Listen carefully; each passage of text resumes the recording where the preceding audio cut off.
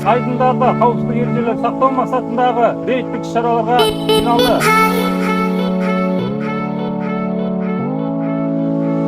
Тұрғындар мен қонақтары, су айдындарындағы қауіпсіздік ережелерін қатаң сақтауға шақырамыз. Балаларыңызды қараусыз қалдырмауларыңызды сұраймыз. Құрметті Шардара қаласының тұрғындары мен қонақтары, су айдындарындағы қауіпсіздік ережелерін қатаң сақтауға шақырамыз. Балаларыңызды қараусыз қалдырмауларыңызды сұраймыз. Төтенше жағдайлар департаменті азаматтарды су айдындарында қауіпсіздік сақтауға шақырады.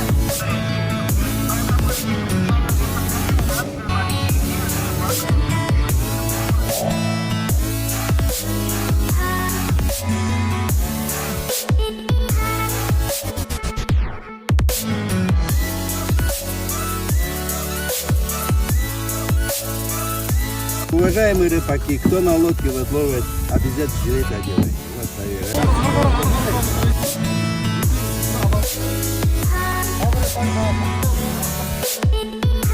МЧС, они постоянно контролируют, работают, предупреждают.